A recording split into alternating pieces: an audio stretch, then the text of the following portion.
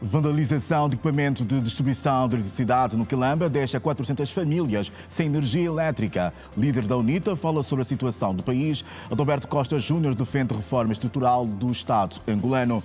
O número elevado de adolescentes grávidas preocupa a sociedade civil, que apela a uma maior atenção às raparigas. Eleições em Moçambique. Membros da Renamo, inconformados com os resultados, exigem demissão da liderança do partido.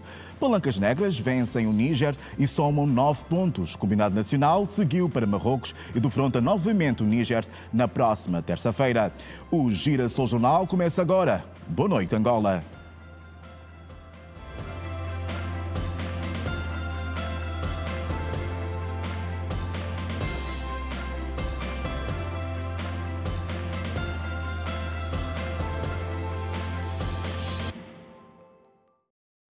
Mais uma vez, boa noite, Angola. Mais de 400 famílias estão sem energia elétrica nos blocos G e J, na centralidade do Quilamba, devido à vandalização de um posto de estacionamento na madrugada deste sábado. Indivíduos, até o momento não identificados, atearam fogo à instalação elétrica.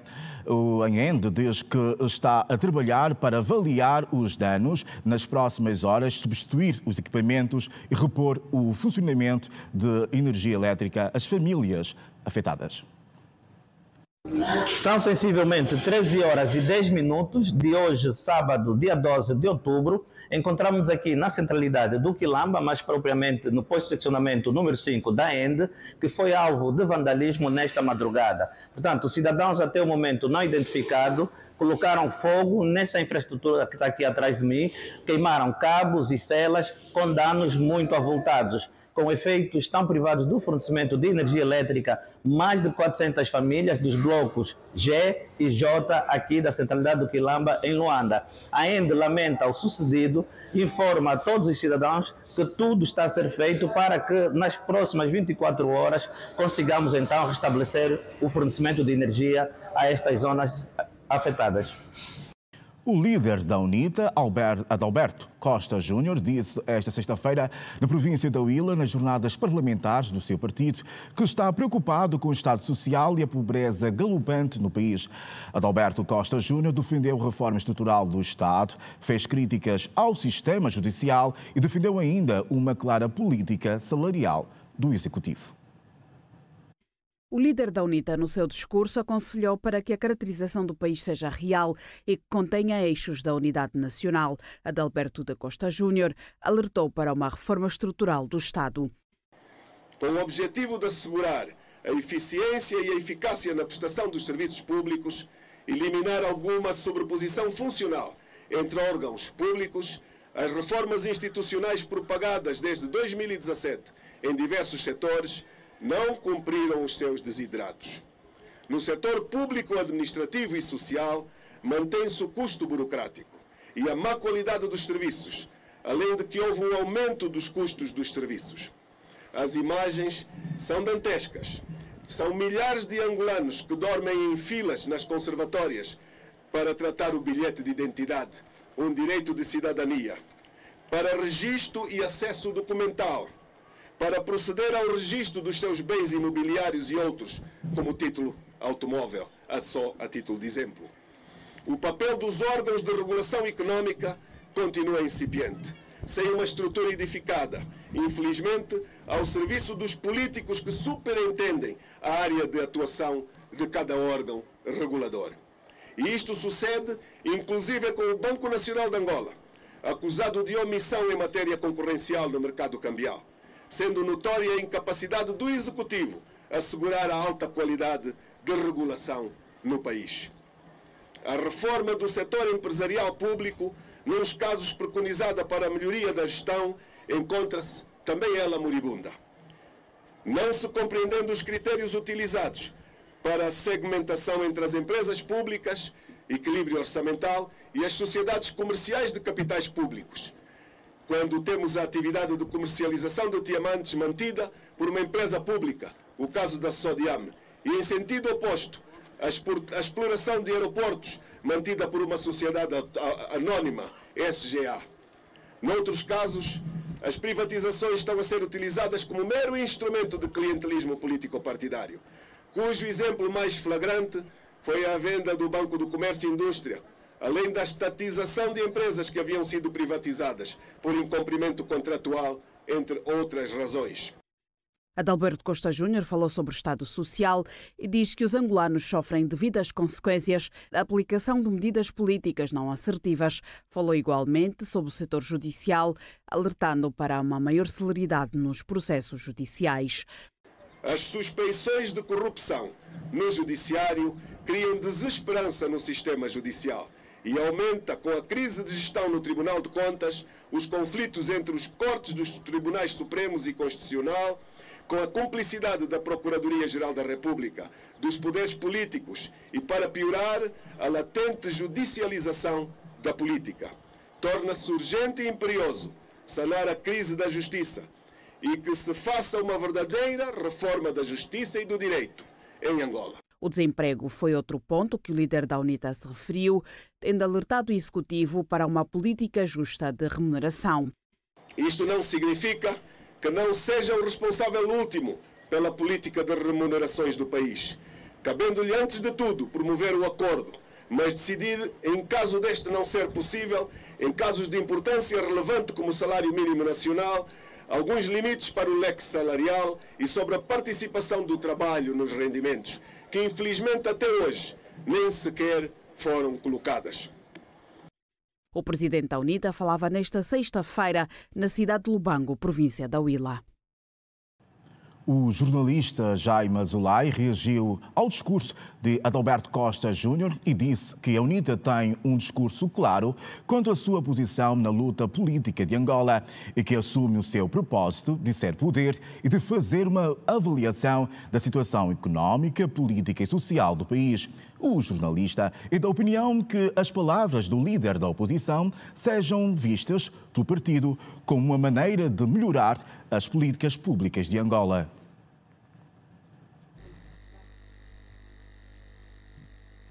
Pois é, boa noite para si, extensivos telespectadores da TV Girassol. A análise que se impõe ao discurso de Adalberto Costa Júnior, que esteve ou está neste momento na cidade de Lubango. A visão da UNITA sobre o estado da nação, comigo Jaime Azulay, para uma análise que se impõe a este discurso em direto para a TV Girassol. Para já acompanhou atentamente as palavras de Adalberto Costa Júnior, as análises, as reflexões que se impõem a respeito. Muito boa noite, é um prazer falar para a TV Girassol, é a primeira vez que me convidam, eu tenho a agradecer. Ouvi o discurso do líder da UNITA, Adalberto Costa Júnior, durante uma atividade pública, desculpem, na cidade do Lubango e para mim não tenho que ouvir atentamente, não é? Nós somos atentos ao fervilhar da política nacional e de facto a UNITA é o principal partido da oposição. E antes de mais, como todo partido de oposição que se preze, a UNITA tem um discurso muito claro quanto à sua posição na luta política em Angola. Portanto, a UNITA pretende ser poder. E em nenhuma circunstância eu ouvi a UNITA a negar esse seu propósito, que é um propósito, de certa forma, legítimo. É um propósito legítimo quando ele se processa com os meios que se enquadram dentro de uma legalidade constitucional, portanto, através de eleições que sejam declaradas justas, livres, e também dentro da sua linha programática de que, pretendendo ser governo, consegue fazer algo diferente do que o partido que governa Angola desde a sua independência. Olhando para o que foi dito, não é? Tocou em vários aspectos ligados à corrupção, à fome e toda uma realidade certamente que acontece no país. O que é que certamente salta à vista? O que eu posso dizer é que eu não vislumbro grandes clivagens, grandes diferenças a nível da motivação ideológica e do posicionamento destes dois partidos principais da vida política angolana, o MPLA e a UNITA, em termos de contexto ideológico, de posicionamento dentro do próprio espectro político. Ambos consideram-se partidos que situam-se entre o centro e a esquerda. Portanto, e eles estão ali. Quais são as políticas de esquerda? Priorizam a igualdade do género, justiça social, etc, etc. Então, eles estão ali. Portanto, nesse capítulo de pendor ideológico para apresentar um programa do governo, eles têm poucas diferenças. E o que é que a UNITA diz? E diz de uma forma clara, e que eu retive mais uma vez no discurso do seu presidente, o engenheiro Adalberto, é que eles dizem: olha, Angola, se fosse um automóvel, por exemplo, está a ser conduzido por um mau condutor. Nós, com esse mesmo automóvel, vamos conduzir melhor. Então, essa luta tem que levar que o próprio partido que é governo hoje aprimore os seus métodos para que consiga, junto do eleitorado, dizer: não, nós estávamos a conduzir mal o carro pelas razões Y, X e Z. Então, isso o eleitor, de uma forma serena, tendo acesso a uma comunicação social, sobretudo pública, com responsabilidades de cidadania, que levem informação através da qual o eleitor tem acesso à informação equilibrada sobre os problemas nacionais e internacionais, o cidadão possa decidir com responsabilidade o seu voto. Portanto, isso é que é edificar uma sociedade verdadeiramente democrática, em que o cidadão, de uma forma individual e coletiva, dentro das associações legalizadas, sempre com base na ética política. Portanto, nós não podemos ver governantes a agredirem-se verbalmente. Isso dá um mau exemplo. Já se combateram com armas de guerra na mão. Agora, pelo menos que sejam éticos a apresentarem propostas para que o povo possa decidir com a sua sã consciência. É assim, isso é que é democracia. Muito bem, aqui então a análise que se impõe de Jaime Azular. Muito obrigado, Jaime Azular. Portanto, a análise ao discurso de Alberto Costa Júnior, que encontra-se na cidade de Lubango, na sua visão, a visão, no caso, do Partido UNITA quanto ao Estado da Nação, uma antecâmara à abertura do ano parlamentar. Fica aqui então esta análise de Jaime Azular a partir de Benguela. Benguela, então, recebe uns abraços de Paula Cambonja e António Mateus. Boa noite.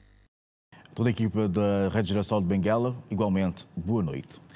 Jéssica Romero foi eleita primeira secretária da JMPLA, na província de Luanda, no processo de Assembleia de Balanço e Renovação de Mandatos. Os militantes entendem que a eleição de Jéssica Romero abre um novo capítulo na história do braço juvenil do MPLA. Isabel Kiala.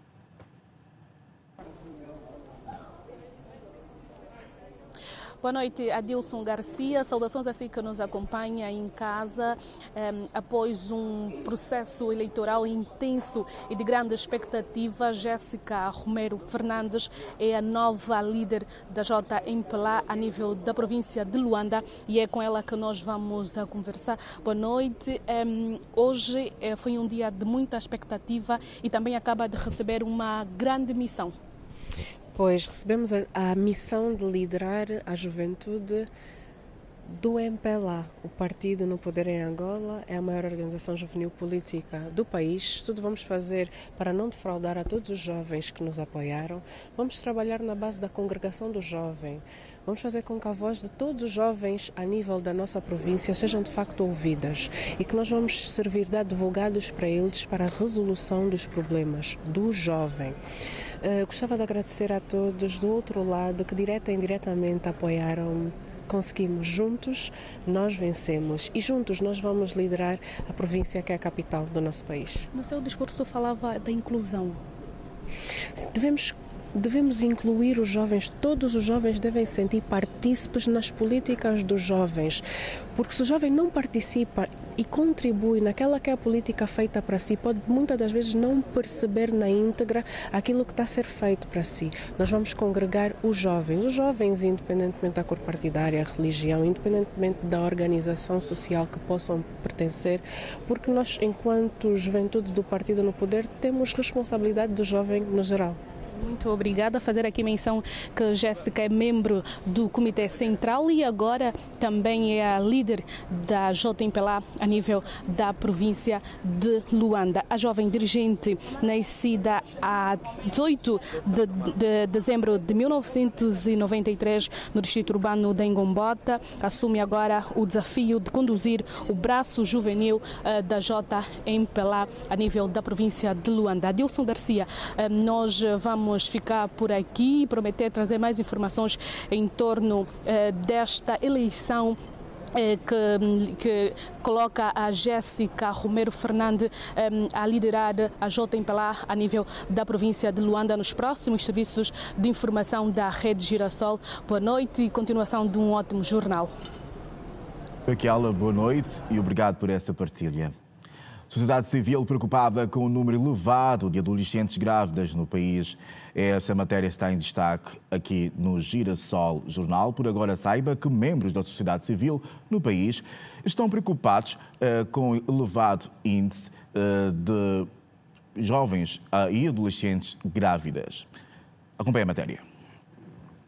A partilha de conhecimento sobre a vida sexual das adolescentes, métodos de prevenção para se evitar a gravidez precoce, higiene íntima e também a inserção de meninas no ensino escolar foi o foco desta segunda edição da visita de apoio a mães adolescentes e grávidas adolescentes. O certame aconteceu no Hospital dos Cajueiros, em Luanda, uma iniciativa de algumas associações não governamentais.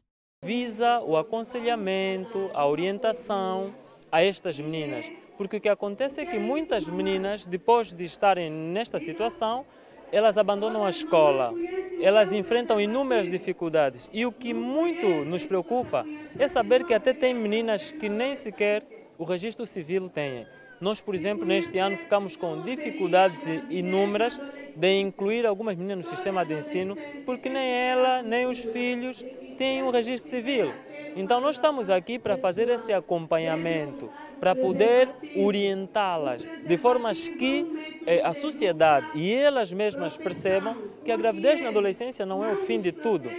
Nós não estamos a dizer que é algo normal, mas estamos a dizer que podemos trabalhar para que estas meninas voltem a sonhar.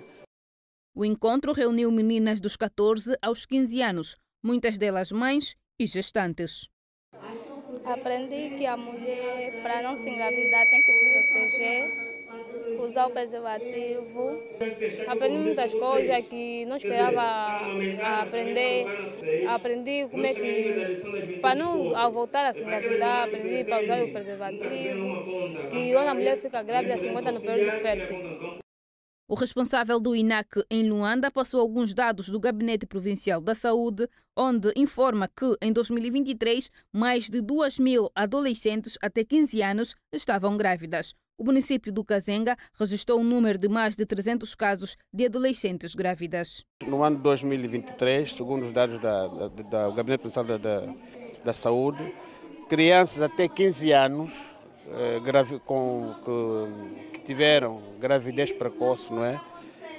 Foi um número de 2.013 casos de crianças adolescentes ou adolescentes com gravidez precoce. Portanto, esses são casos que foram registrados nos vários serviços de maternidade a nível dos municípios. E destes casos, só o Kazenga teve um número de 316 casos, até 15 anos.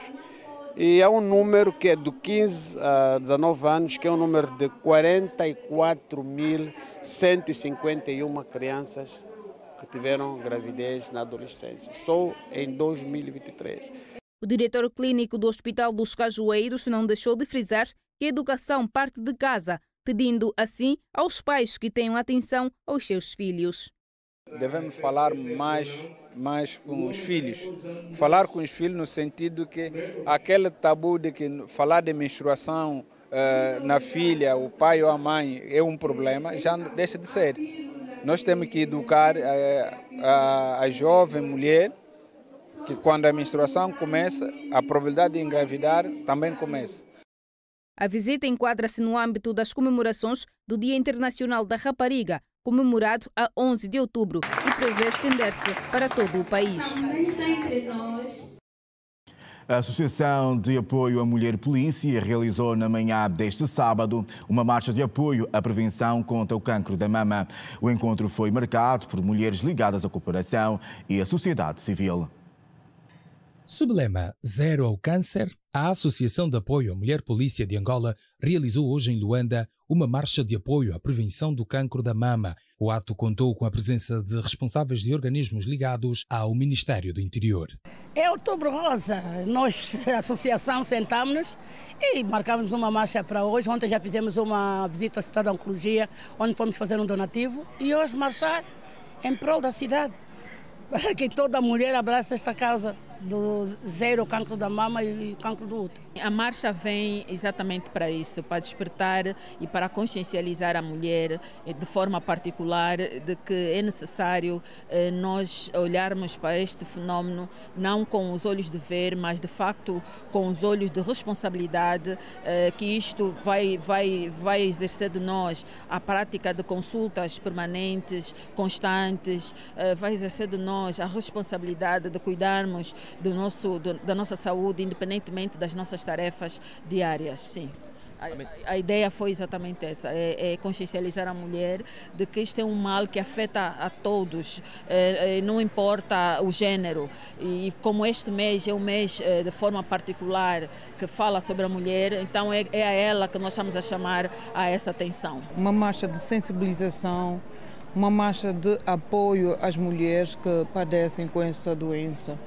Uma marcha para a chamada de atenção para todas nós, que devemos fazer o autoteste, a autoavaliação, e também, inclusive, para os homens, porque 1%, dizem os estudos, dos homens, de quem tem o cancro da mama, 1% são homens.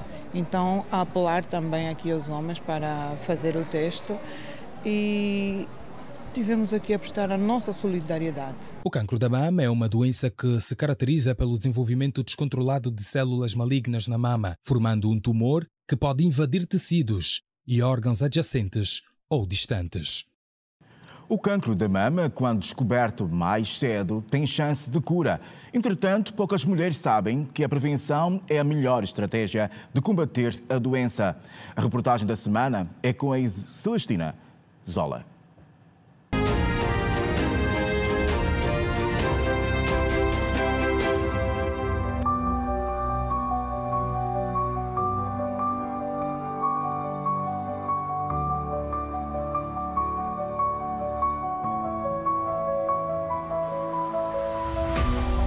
O que sabes sobre o cancro da mama? O cancro da mama, sempre temos entendido que não podes meter o dinheiro dentro da Xuxa, porque faz muito mal para uma mulher e não pode. Tens que levar o dinheiro, queres meter na Xuxa, tens que pôr dentro da embalagem para a nossa proteção. Eu sei que o cancro da mama é uma doença que está a assolar quase o mundo inteiro, mas realmente não sabemos como é que se trata, como é que se transmite.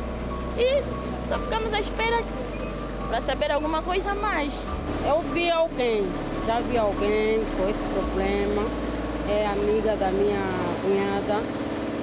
Ela disse que tiraram-lhe um lado da mama, mas eu não tive como perguntar a ela como é, como é que foi, como é que tiraram-lhe o lado da mama e como que tratou, como que ela trata-se até agora. O cancro da mama é o mais mortal em todo o mundo. Prevê-se que 1 em cada 9 mulheres que atinjam os 80 anos poderá ter o cancro da mama. Enquanto estas mulheres pouco ou quase nada sabem sobre o cancro da mama, há quem viu a sua vida mudar por causa desta doença.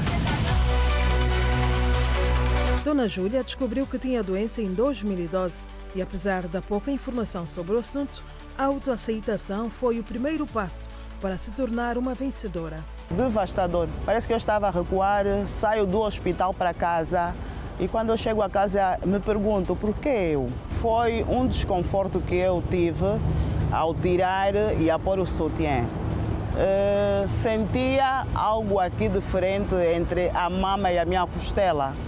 Então fui para o Instituto Angolano do Controle do Cancro, fui para lá, fui atendida, fui fazer o exame do bafo que deu-me negativo.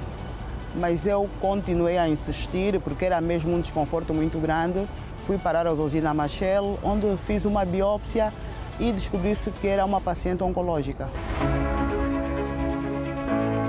O cancro da mama é um tumor maligno formado pelo crescimento de células de maneira desordenada e desenvolvimento de um ou mais nódulos na mama.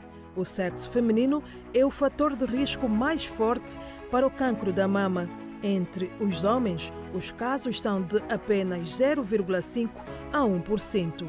Eu tenho atualmente 2 pacientes homens com câncer de mama. Homens podem ter câncer de mama. E as mulheres com mais de 40 anos, elas têm um risco aumentado. 1 em cada 10 mulheres, elas vão ter câncer de mama, então a incidência é alta, tá? E com o decorrer da idade, por exemplo, com 40 ela tem menos riscos, com 50 ela vai ter um risco mais aumentado, com 60 mais aumentado. Por não existir uma causa específica para a doença, os especialistas apontam outros fatores de risco que podem levar ao desenvolvimento deste tipo de cancro, como não ter filhos ou ter o primeiro depois de 30 anos, elevado consumo de álcool, excesso de peso e falta de exercícios físicos. Os fatores de risco são a maior exposição ao hormônio feminino. Então, quando a mulher ela menstrua muito cedo, tem uma menarca precoce, uma menstruação precoce, ela está mais exposta ao hormônio feminino. Com esse fato, tem mais chance de ter o câncer de mama. Do mesmo jeito que a mulher que tem uma menopausa mais tardia, por exemplo, para de menstruar perto dos 60 anos ou depois dos 60 anos, ela está mais risco, tem mais risco. E as mulheres que não engravidam e não amamentam também têm um risco mais aumentado de ter câncer de mama. As chances de cura são elevadas quando a doença é descoberta cedo. Por esta razão, considera-se crucial cada vez mais a partilha de informação. Queria mais informação na irmã, que é para a irmã ao menos nos dar uma explicação, para nós ter conhecimento, como é que se adquire, como é que podemos tratar e como é que podemos se prevenir também. Gostaria de saber que a Mana me ensinar o que nós podemos fazer para ter aquela experiência para uma mulher. Isso, a gente divide o câncer de mama em vários estágios, a dependendo do tamanho do tumor, e vai do 1 ao 4. Quanto mais precoce, maior a chance de cura. Se a gente diagnostica no estadio clínico 1, que é um tumor menor, com menos de 2 centímetros, a chance de cura chega ao redor de 95%. Mas a partir do momento que os tumores vão ficando maiores, vai havendo acometimento dos nódulos da axila, essa chance de cura ela diminui, porém ainda existe cura nesses casos, mas é mais difícil. Por isso que essas campanhas elas são importantes para lembrar sempre da população de fazer o rastreio e o diagnóstico precoce, porque a melhor forma de tratar o câncer de mama é diagnosticando precocemente. Dados da Organização Mundial da Saúde indicam que nas últimas 2 décadas, o número total de pessoas diagnosticadas com cancro passou de cerca de 10 milhões em 2000 para 19,3 milhões em 2020. As projeções sugerem que o número de pessoas diagnosticadas com cancro aumentará ainda mais nos próximos anos e será quase 50% maior em 2040 do que em 2020.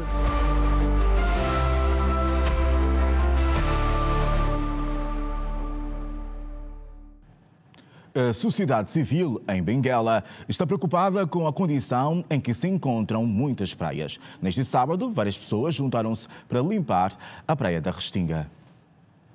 A sociedade civil no município de Lobito tem mostrado preocupação quanto à higiene das praias da Restinga. Tal é assim que, aos finais de semana, notam-se a presença de organizações, a exemplo desta que, neste final de semana, realizou uma recolha de resíduos de vidros e de plásticos. Muito boa, a adesão foi positiva e vamos continuar, prometemos continuar.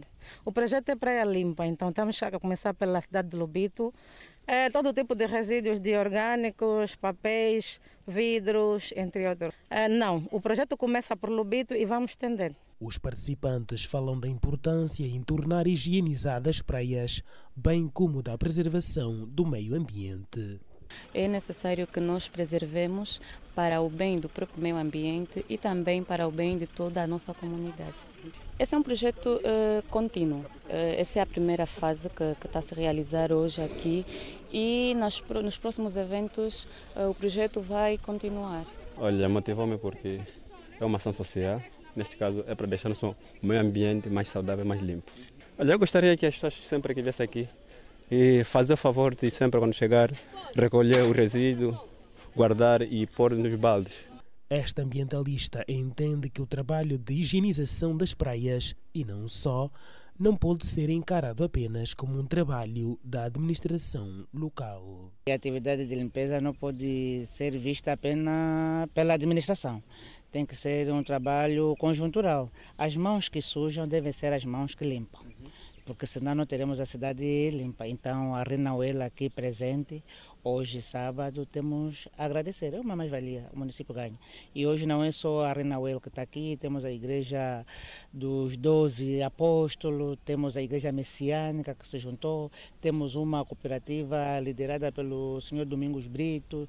Então estamos com um movimento bom para essa campanha. Depois de tanto falarmos do assunto, que o problema é resolvido, é mesmo promovido por nós e a solução deve ser nossa, hoje por hoje já começamos a sentir alguns grupos interessados em preservar o meio ambiente. Estamos aqui a fazer a nossa parte, hoje por hoje a sociedade civil também vai se engajando.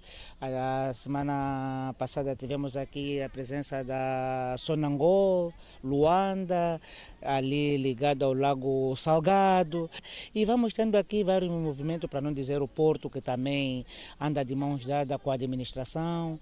O desafio é grande, mas começamos a ver esse movimento que a todos os níveis só temos a louvar. Sociedade civil no município de Lobito e o seu engajamento na higienização das praias da Restinga com a recolha de resíduos de vidros e de plásticos. Você vai ver depois do intervalo o projeto Cadeia de Valor em Cabinda. Volte connosco. Até já.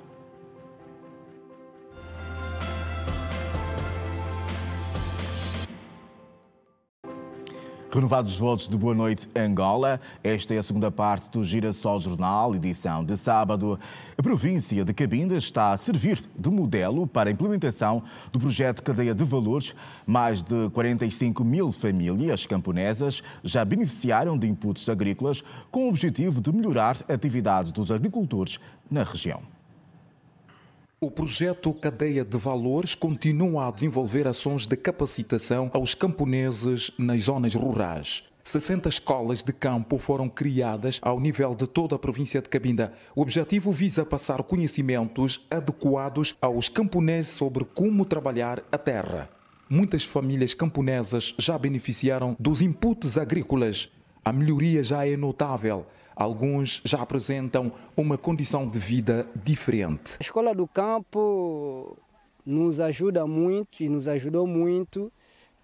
Antes nós pensamos que pimenta só saía na Europa, tomate, cebola, mas na Escola do Campo aprendemos que isso tudo podemos produzir a partir da nossa terra aqui. Então, a partir daqui, já estamos a produzir cebola, tomate, repolho, pimenta.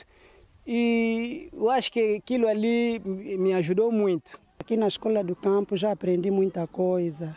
Já sei como se cultiva tomate, repolho, cebola, jimboa. Muita coisa mesmo. Já conseguimos para sustentar a família. Está a nos ajudar muito. Os objetivos do projeto estão a ser visíveis, na medida em que a capacitar o homem para dar conhecimento ao homem. Primeiramente, nós não podemos optar em meios financeiros, materiais, mas sim capacitá-lo primeiro, não é, para a mudança de mentalidade. E isto, o projeto, através da metodologia da Escola de Campo, já foi feito. Nós conseguimos formar extensionistas, tanto do Instituto de Desenvolvimento Agrário e do Instituto de Serviço Veterinário e alguns produtores locais, que nós chamamos de facilitadores-chave das escolas de campo, de tal forma que o efeito não é de multiplicação, o efeito multiplicador hoje está a ser visível aqui a nível de terreno. José Fernandes, coordenador do projeto do desenvolvimento de cadeias de valores, afirma que muitas vidas estão a ficar impactadas com a implementação do projeto. Cabinda é uma das províncias que tem estado a servir de exemplo para outras regiões. O objetivo dessas escolas de campo diversificada permite com que os nossos técnicos do Instituto de Desenvolvimento Agrário, dos serviços de veterinária, através das escolas de campo, consigam interagir com os produtores as boas práticas da produção agrícola e as boas práticas da produção de pecuária. Daí a grande novidade e a grande vantagem que esse projeto tem na questão da capacitação e formação, através da metodologia das escolas de campo, de todos os produtores da província de Cabinda. E esta metodologia da produção de escolas de campo de pecuária tem sido expandida quase a todo o território nacional. Cabinda está a servir de exemplo, aliás, tem estado a acompanhar. Se olhar o fomento que o projeto fez através das escolas de campo de pecuária, é uma realidade também nos 4 municípios. O projeto Cadeia de Valores é financiado pelo Banco Africano de Desenvolvimento e a primeira fase termina em 2026. Tem como objetivo apoiar, em termos de inputs, os camponeses e cooperativas com iniciativas. O Fundo de Garantia de Crédito e o Banco Angolano de Investimento assinaram um memorando que vai permitir acelerar o programa de diversificação económica e a criação de empregos através do projeto Diversifica Mais. Com a assinatura do Memorando de Entendimento, pretende-se fortalecer e alargar a relação de parceria já existente entre a instituição bancária e o Fundo de Garantias de Crédito, que é responsável no projeto por assegurar os riscos no processo de financiamento. O presidente do Conselho de Administração do Fundo, Luzayadio Simba, informou que o objetivo do memorando é contribuir para a dinamização da economia nacional. Estamos a falar do montante de 80 milhões de dólares e que nós vamos usar o mecanismo de alavancagem de 2, o que significa dizer que os bancos poderão dar financiamento até 160 milhões de dólares. E o que nós queremos é garantir cerca de 375 projetos. Até o último mês do ano de 2024, o Banco Angolano de Investimento prevê conceder créditos num valor acima dos 400 mil milhões de kwanzas, garantiu o seu presidente da Comissão Executiva, Luís Leles. O BAI tem por ambição, até o final deste ano, conceder cerca de 500 mil milhões de kwanzas à economia, crédito à economia. Portanto, tudo depende dos projetos que nos são entregues, das iniciativas empresariais que nos são entregues. Nós temos espaço suficiente para aumentar a carteira de crédito.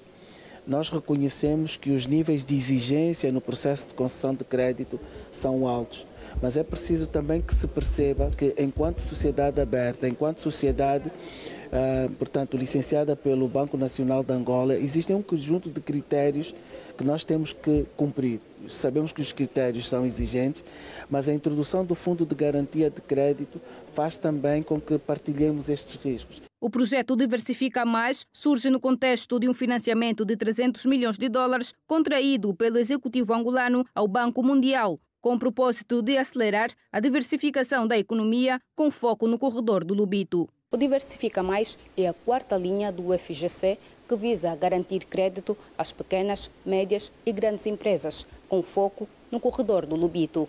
Ainda no quadro da linha Diversifica Mais, o Fundo de Garantias de Crédito assinou igualmente em setembro um acordo de parceria com o Banco de Fomento Angola. O evento foi prestigiado pelo secretário de Estado para o Investimento Público, Ivan dos Santos. A Associação das Escolas Comunitárias de Angola, em parceria com a família vietnamita Vo, doou materiais didáticos aos alunos carenciados da Escola Comunitária Novo Amanhã. Atualmente, mais de 700 alunos beneficiam do referido projeto. A Associação das Escolas Comunitárias de Angola, em parceria com a família vietnamita Vo, está a oferecer oportunidades de estudo para crianças em situação de vulnerabilidade por meio do projeto comunitário Novo Amanhã. Segundo a coordenadora Tiffany Vo, o projeto já beneficia diretamente mais de 700 alunos em 2 escolas no município do Kazenga.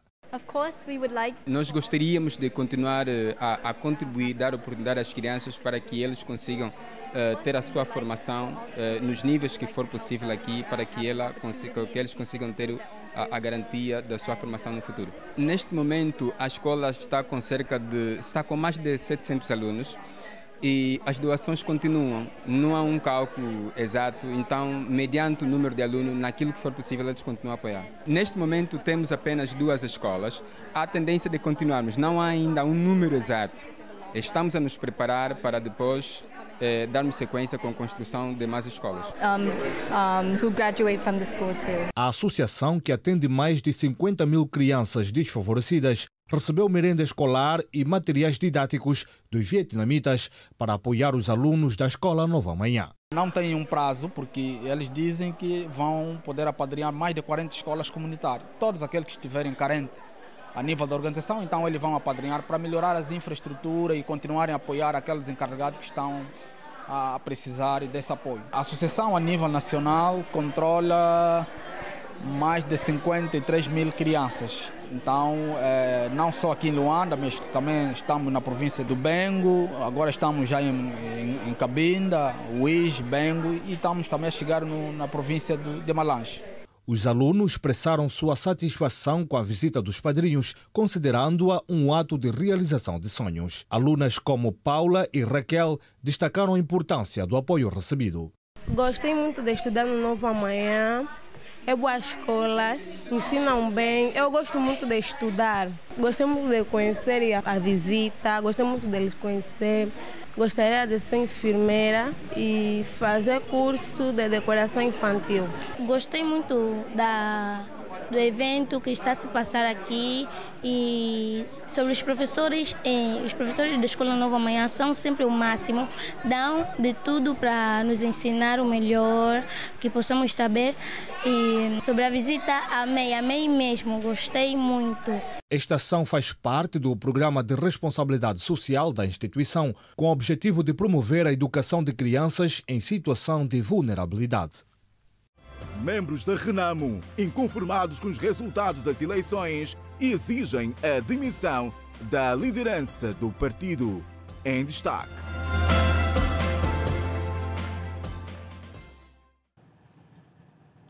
Os resultados eleitorais em Moçambique têm levado membros da Renamo em Nampula a exigir a saída do Issoufou Mohamed da presidência do partido e de Abiba da delegação política provincial.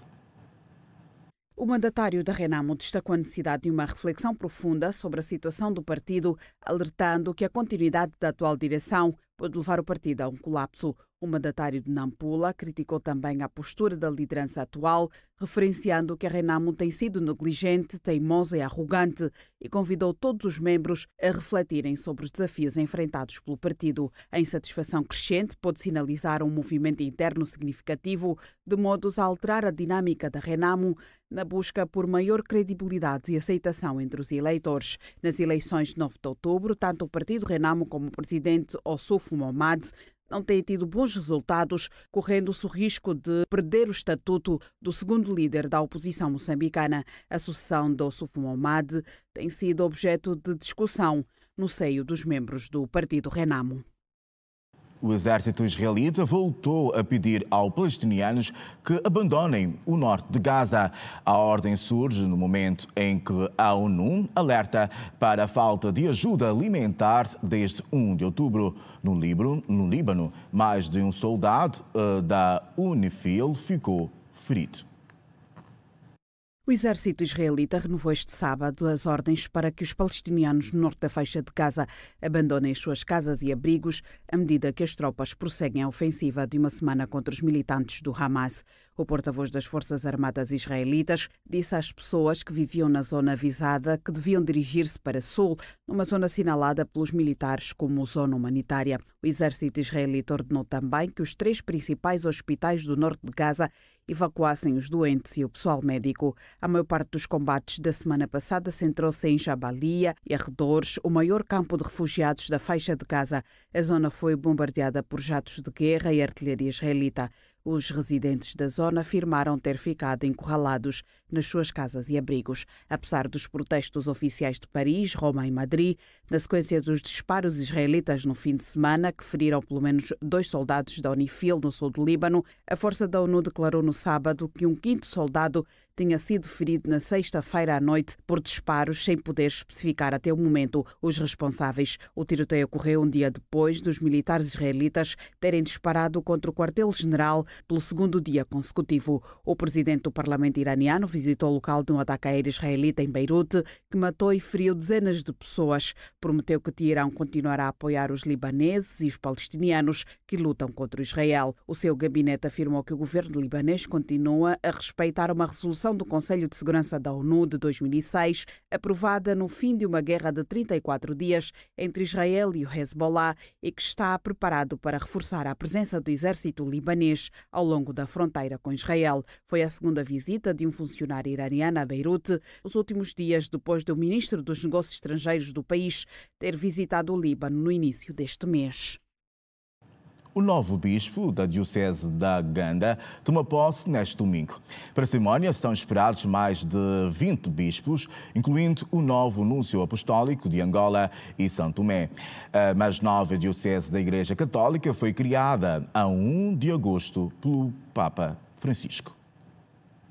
É a mais nova diocese da Conferência dos Bispos de Angola e São Tomé, criada no dia 1 de agosto de 2024, pelo Papa Francisco e nomeado como primeiro bispo Dom Estevão Binga, cuja tomada de posse acontece já neste domingo. Com o dia 1 de agosto, em que se criou a Diocese da Ganda, pela bula, Superna Ilas, do Papa Francisco, existe já a Diocese da Ganda. Agora vamos para a tomada de posse do bispo e o início, o arranque de toda a atividade que significa evangelização, pastoreio e eclesialidade de uma diocese. E para estarmos mais próximos, para estarmos mais nessas periferias que se devem concentrar no centro de toda a evangelização, que é a pessoa humana, a sua dignidade, a sua vida, o seu desenvolvimento. É isso que vai congregar não só os fiéis da igreja de Benguela, que se juntam aos da Ganda, de várias dioceses deste país e alguns até virão de fora de Angola. O padre Cavaco Calei é até o momento o pároco da Sé Catedral. Ao microfone da Rede Girassol, falou do significado a reboque dos preceitos bíblicos quanto à criação da Diocese da Ganda. O entusiasmo é crescente e tudo está a ser preparado no sentido de que aquela atividade venha a ocorrer da melhor maneira possível. E quanto mais, a nível histórico, na verdade é a primeira vez que muitas gerações vão testemunhar um momento simultâneo, que é da criação da Diocese, e por outro lado, a tomada de posse do seu primeiro bispo. Na verdade, o entusiasmo da comunidade é aquela que nós podemos encontrar em Mateus capítulo 21, versículo 9, bendito que vem em nome do Senhor, Hosana nas alturas. O entusiasmo é crescente e a preparação espiritual está ao seu nível. A tomada de posse irá juntar não só católicos, já que o governo local tem se engajado nos preparativos da cerimónia de entronização do primeiro bispo da Diocese da Ganda. quanto ao governo, o seu apoio está a dar no máximo da sua força, de destacar aqui que a nossa igreja, a Sé Catedral, está a ser reabilitada, uma oferta do governo provincial de Benguela, a quem agradecemos desde já, e para além deste apoio, também está envolvido no sentido de garantir aquilo que é da sua competência e não só, porque criaram-se algumas comissões onde o próprio governo provincial se faz representar através das administrações que envolvem ou que fazem parte da Diocese da Ganda. Penso que o governo, naquilo que é o seu papel e enquanto ator social, está a fazer está a dar aquilo que é o seu apoio, e a comunidade cristã também não ficou de parte, pelo que cada um com seu contributo vai fazer com que a coisa surja na melhor maneira e de melhor modo possível. A recém-criada Diocese da Ganda está localizada entre as províncias de Benguela e Huambo e agrega 5 municípios, nomeadamente Quimbambo, Xongoroi, Cubal, Chinjinje e o município da Ganda, sendo esta última a sede episcopal. Esperam-se para a cerimónia mais de 20 bispos, incluindo o recém-nomeado Núncio Apostólico de Angola e São Tomé. No Vilas e Cidades desta semana, olhamos para as potencialidades de Cachungo na cidade do Huambo. Acompanhe a reportagem com Aquina Santos.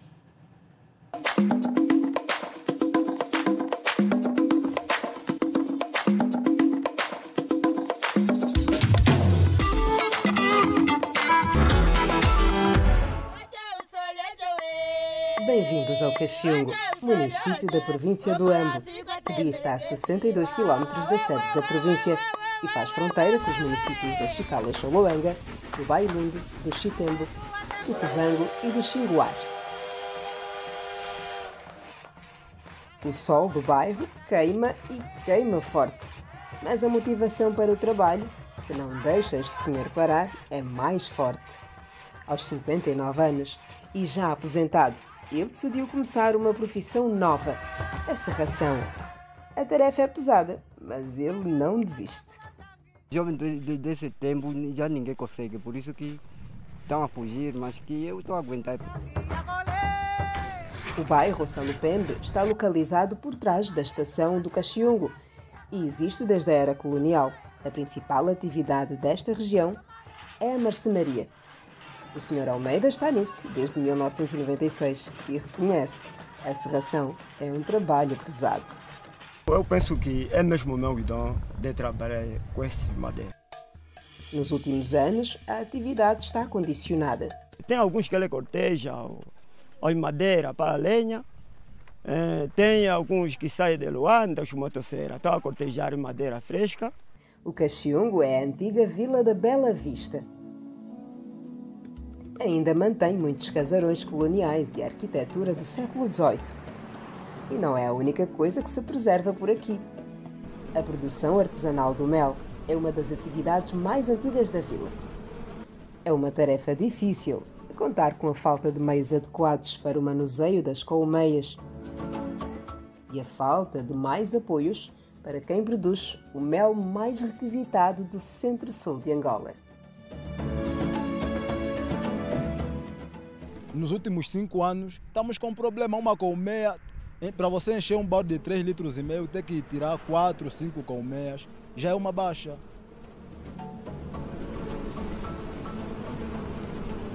O mel é o cartão de visita. Pensamos que é o nosso trunfo, dito de outro modo. E convido já todos interessados para nos ajudarem em termos de investimento. Temos um mel refinado por parte dos nossos empresários. As portas estão abertas. Investimentos que podem ajudar a mudar a vida de mais apicultores, que apostam na produção do mel em toda a extensão do município. Mas a maior preocupação atualmente tem a ver com a redução das quantidades de mel coletado. O que está atrapalhando a produção é mesmo a destruição da floresta, da minha floresta. O problema afeta a todos. Na região do Donde, encontramos este jovem apicultor há pouco menos de 3 anos. Quando o mel não dá lucros, ele se refugia na agricultura. Esta dificuldade é mesmo devido também à cortagem de árvores. Por isso que diminuiu também a nossa economia. A denúncia dos madeireiros e dos apicultores é real. Não precisamos percorrer tantos quilómetros, aqui mesmo dentro do Caxiungo, para constatar a devastação de um perímetro florestal. Árvores no chão, muitos troncos queimados. Está confirmado. O homem está mesmo a destruir a natureza.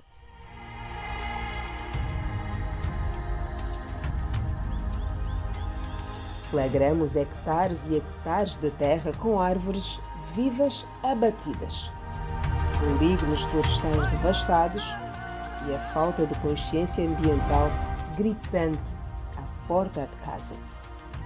Essa impotência de combater o desconhecido já mereceu a apreciação das autoridades. Nós vamos poder tomar medidas e já estamos a trabalhar ao nosso nível que num curto espaço de tempo vamos poder dar solução. Tem empresas identificadas que estão a gerir esses espaços. Se não forem eles que tiverem a abater, mas serão eles os responsáveis para repovoar. Por contrato estabelecido era o abate e o repovoamento. No que depender da natureza, tudo vai se renovar. E se depender do povo, não vão faltar ideias de sustentabilidade, ainda que sejam rudimentares, como o moinho deste senhor, que usou a força da água para fazer esta pequena moagem de pouco mais de 1 metro quadrado. Pode conseguir uns 75 quilos. Isso até feijão frade também, se a pessoa quiser pisar aí também dá. Entre as montanhas e as árvores da missão evangélica do Dondi, não se faz fumo apenas desta forma. Neste bairro, que faz parte da aldeia do Dondi da missão evangélica, ainda é possível encontrar esta atividade tão antiga, que é passada de geração em geração. Aqui no bairro, as mulheres pisam até 22 quilos de fuba na pedra. E é uma atividade que começa cedo, às 5 da manhã.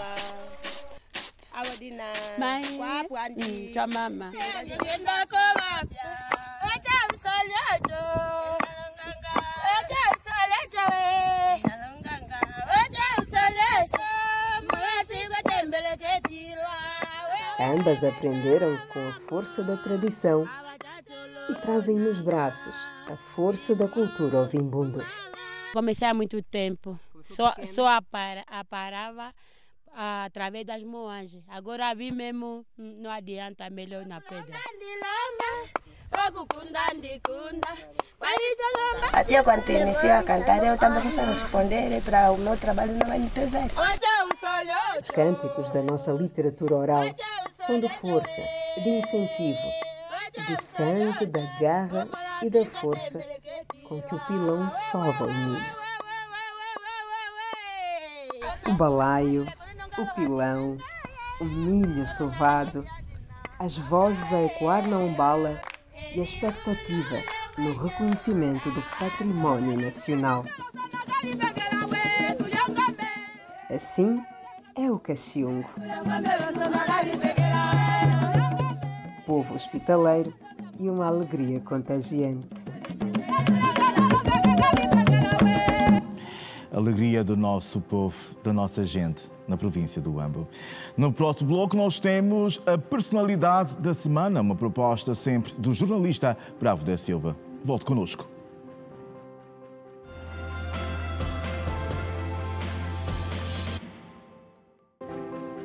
Seja bem-vindo à terceira parte da edição de sábado do Girassol Jornal.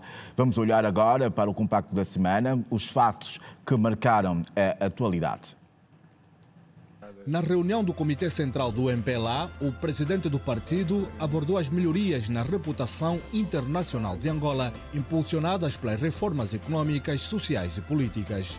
João Lourenço anunciou a futura visita do presidente dos Estados Unidos, Joe Biden, que consolidará as relações de cooperação entre os dois países e abrirá novas oportunidades de negócio.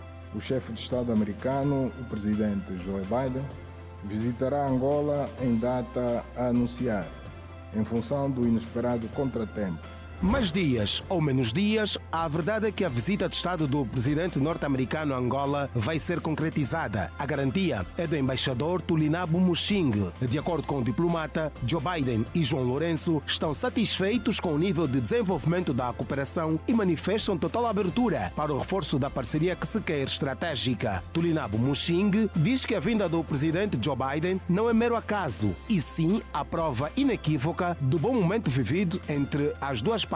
Não é uma surpresa que o presidente Biden decidir vir em Angola. Não é um acidente, é por causa do que o governo angolano, o povo angolano e o povo americano conseguiram a realizar nos últimos anos.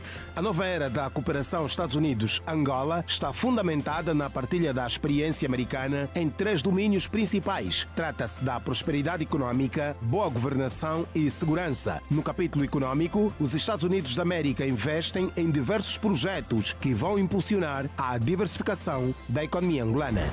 A decisão põe fim a um processo que se arrastava desde 2019, ano da apresentação do projeto, que acabou por ser rejeitado em 2020 pelo Tribunal, obrigando a esperar 4 anos para a nova tentativa de legalização. Segundo o despacho do Tribunal Constitucional, o partido requereu para efeito de criação, organização e inscrição ao abrigo do artigo 12 da Lei número 22/10 de 3 de dezembro, Lei dos Partidos Políticos. Acrescenta o despacho que a Comissão Instaladora apresentou nos termos do artigo 14 da supracitada lei documentos exigidos para a inscrição do partido político, designadamente estatuto, o programa e demais elementos de identificação do partido. Avança o despacho que, para o efeito do número 1 do artigo 14 da Lei dos Partidos Políticos, foram apuradas como válidas o número mínimo legal de 7.500 assinaturas de cidadãos requerentes, 150 destas assinaturas correspondentes a cada uma das 18 províncias do país. O tribunal adianta que o partido político preenche todos os requisitos estabelecidos no artigo 14 da Lei dos Partidos Políticos e que a denominação, sigla,